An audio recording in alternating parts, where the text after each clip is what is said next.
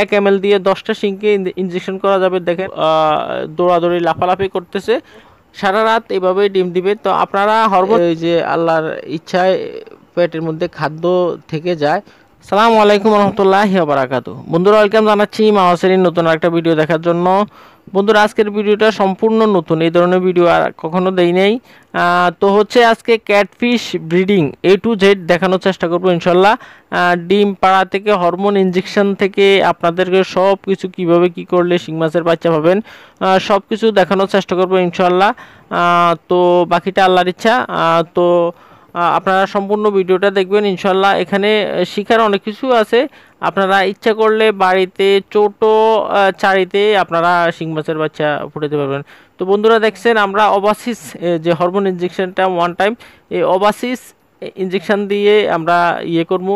আর মাছগুলো যেহেতু ছোট আকারের মাছ, এই জন্য আমরা ডায়াবেটিসের যে সিরিঞ্জগুলো আছে তো ওটা দিয়ে আমরা ইনজেকশন করব। ওগুলোতে আপনার 1 ml ধরে। আর হচ্ছে এই শিং মাছগুলোকে 10টা শিংকে ইনজেকশন করা যাবে। দেখেন আমরা কীভাবে ইনজেকশন করি। তো হচ্ছে আপনারা সম্পূর্ণ ভিডিওটা দেখেন, A to Z সব কিছু দেখতে পারবেন। দেখেন আমরা কেজিতে 3.5 ml হরমোন ইনজেকশন দিতেছি মহিলাদেরকে, মহিলা শিং মাছকে।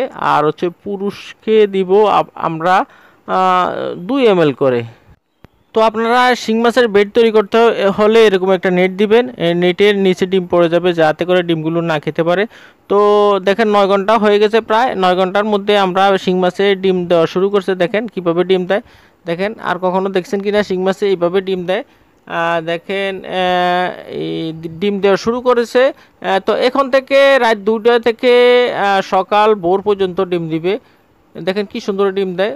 পুরুষ শিং আর মহিলা শিং একত্রে এসে একবারে কিনারে এসে ডিম দেয়। তো সারা রাত এভাবেই ডিম দিবে। তো আপনারা হরমোন ইনজেকশন দিবেন সন্ধ্যার আগে, যাতে করে রাত 2টা থেকে ডিম দেওয়া শুরু করে আর হচ্ছে ফজরের পর পর্যন্ত ডিম দেয়।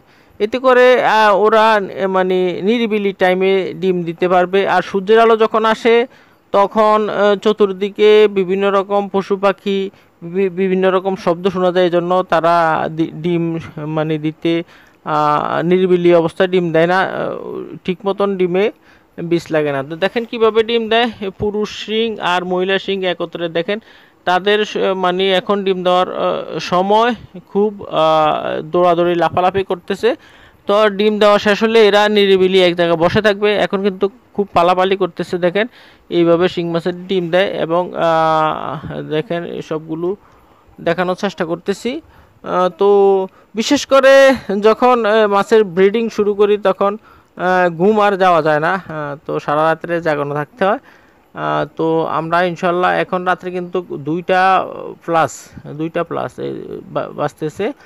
তো আমরা এই যে ডিম দেওয়া শেষ হলে এগুলো যখন নিরিবিলি অবস্থায় আর লাফালাফি করবে না, তখন আমরা এগুলোকে সরিয়ে ফেলবো। এই দেখেন ভোর হয়ে গেছে, ডিম এখন অল্প অল্প ডিম দিতেছে। আমরা মাছগুলো তুলে ফেলবো, তুলে আমরা মাছগুলো পুকুরে দিয়ে দিব। এইসব মাছ আপনারা কখনো যারা চেষ্টা করবেন শিং মাছের হরমোন দেওয়া ইনজেকশন দেওয়া মাছগুলো আপনারা বাজারে কখনো বিক্রি করবেন না। এতে করে মানুষের বিভিন্ন রকম সমস্যা হতে পারে। আর এই মাছগুলো খেতে মানে স্বাদ লাগবে না একবারে, যে হরমোন ইনজেকশন দেওয়ার কারণে মাছগুলো অনেকটা স্বাদ নষ্ট হয়ে যায়। তো দেখেন আমরা মাছগুলো এখন পুকুরে ছেড়ে দিব।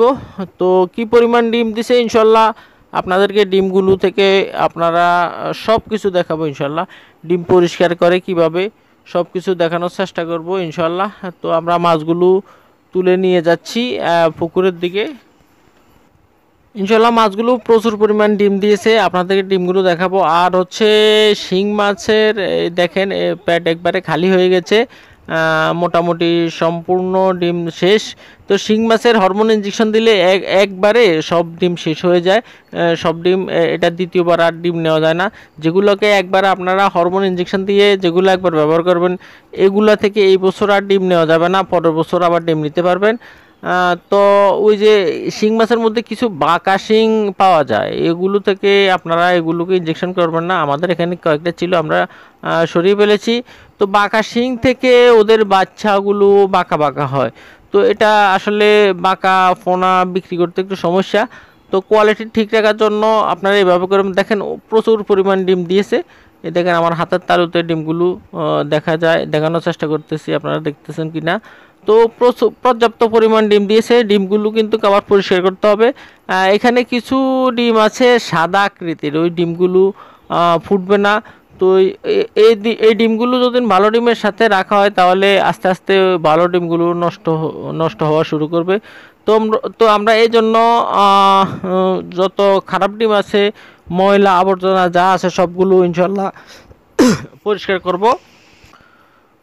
তো ট্যাঙ্ক থেকে ডিমগুলো নেবেন কিভাবে? এই যে সবগুলো ডিম সুন্দরভাবে উঠে যাবে, একটা ডিমও থাকবে না। ট্যাঙ্কের পানিগুলো ঘুরানো দিলে এক জায়গায় ডিম চলে আসবে। তো পাইপের মাধ্যমে আমরা ডিমগুলোকে বলে নিয়ে এগুলো পরিষ্কার করতেছি। দেখেন এই যে খারাপ ডিমগুলো বেশি থাকে এগুলো একটু পানির স্রোত দিলে চলে যায়, নিচে ভালো ডিমগুলো বসে থাকবে। তো এইভাবে আপনারা শিঙ্গের ডিম, শিঙ্গি মাছের ডিম না, সব মাছের ডিমে একইভাবে পরিষ্কার করতে হয়।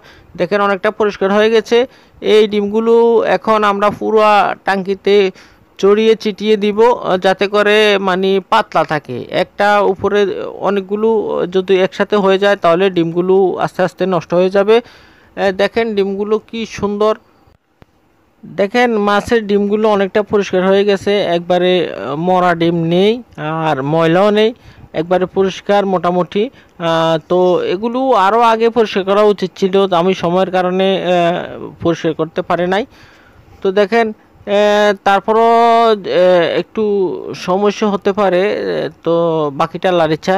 তো চেষ্টা করতেছি ইনশাল্লাহ। অনেক মাছে দেখা যায় ফুটে গেছে, আমি পরীক্ষা করে দেখছি যে হাতের মধ্যে একটু ডিমগুলো নড়াচড়া শুরু করেছে। তো এই ডিমগুলো ফুটার পরে 72 ঘন্টা পরে এগুলার খাবার দিতে হবে। আস্তে আস্তে এগুলো অটো, ওই যে ওদের পেটে আল্লাহর রহমতে, ওই যে আল্লাহর ইচ্ছায় পেটের মধ্যে খাদ্য থেকে যায়। তো আপনি যত খাদ্য দিবেন আরও মাছ নষ্ট হয়ে যাবে। দেখেন একটু ভালো করে খেয়াল করে দেখলে বুঝতে পারবেন যে এগুলো একটু ডিমগুলো নড়াচড়া দিতেছে। একটু ভালো করে লক্ষ্য করে দেখেন আমার হাতে, আমি চেষ্টা করতেছি দেখানোর জন্য। একটু নড়াচড়া করে ডিমগুলো বাচ্চা মোটামুটি ফুটা শুরু করেছে। তো আমরা এখন ট্যাঙ্কে চড়িয়ে চিটিয়ে দিব ইনশাল্লাহ। আগামীকাল সকালে সব বাচ্চা ফুটে বের হয়ে যাবে। তো আজকে পর্যন্ত, আসসালামু আলাইকুম রহমতুল্লাহি ওয়া বারাকাতুহু।